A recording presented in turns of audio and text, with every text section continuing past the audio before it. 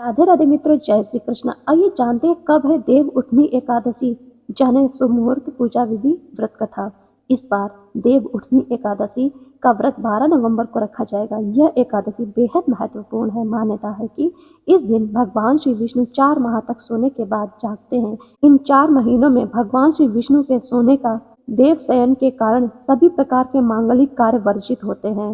कार्तिक माह के शुक्ल पक्ष में पड़ने वाली दूसरी एकादशी को देव उठनी एकादशी के नाम से जाना जाता है। इस बार देव उठनी एकादशी का व्रत 12 नवंबर को रखा जाएगा। यह एकादशी बेहद महत्वपूर्ण है। मान्यता है कि इस दिन भगवान श्री विष्णु 4 माह तक सोने के बाद जागते हैं।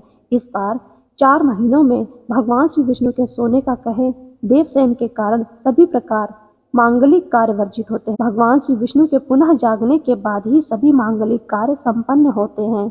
देव जागरण या उत्थान होने के कारण इसको देवोत्थान एकादशी भी कहते हैं।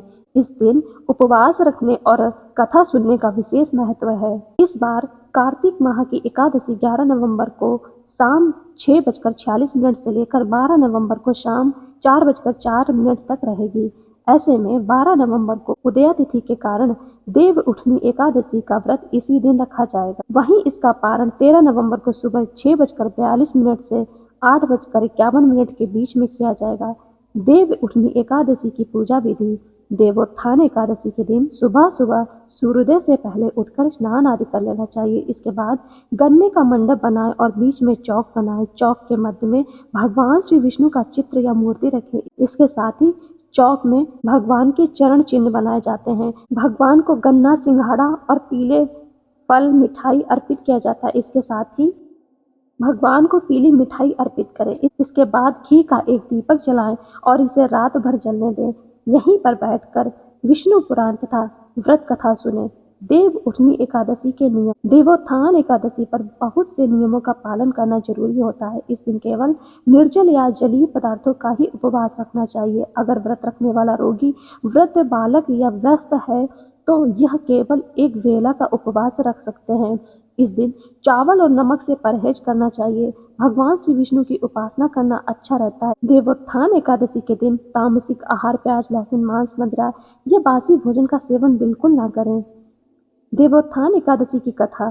धर्म ग्रंथों में दी गई कथा के अनुसार एक राज्य में एकादशी के दिन प्रजा से लेकर पशु तक कोई भी अन्न नहीं ग्रहण करता था। एक दिन भगवान श्री विष्णु ने राजा की परीक्षा लेने के लिए सोचा और सुंदरी भेष बनाकर सड़क किनारे बैठ गए। राजा की भेंट जब सुंदरी से हुई तो उन्होंने उसके यहाँ बैठने का कारण पूछा। स्त्री ने बताया कि वह बेसहारा है। राजा उसके रूप पर मोहित हो गए और बोले कि तुम रानी बनकर मेरे साथ महल में चलो। सुंदर स्त्री ने राजा के सामने शर्त रखी कि ये प्रस्ताव तभी स्वीकार करेंगी जब उसे पूरे राज्य का अधिकार दिया जाएगा और वह जो बनाए राजा को खाना होगा।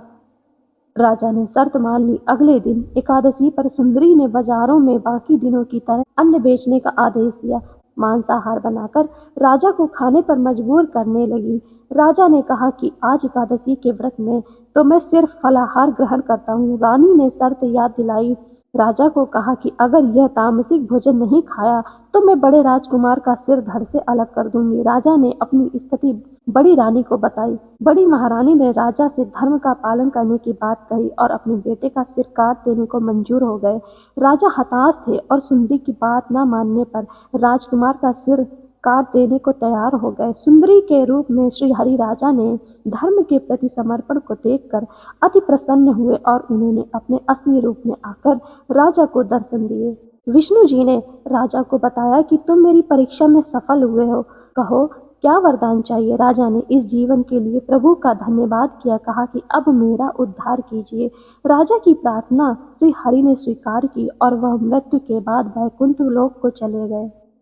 प्रिय श्रोताओं, आप सभी पर श्री हरि की कृपा बनी रहे। आप सभी का जीवन मंगलमय हो। राधे राधे मित्रों, जय श्री कृष्ण।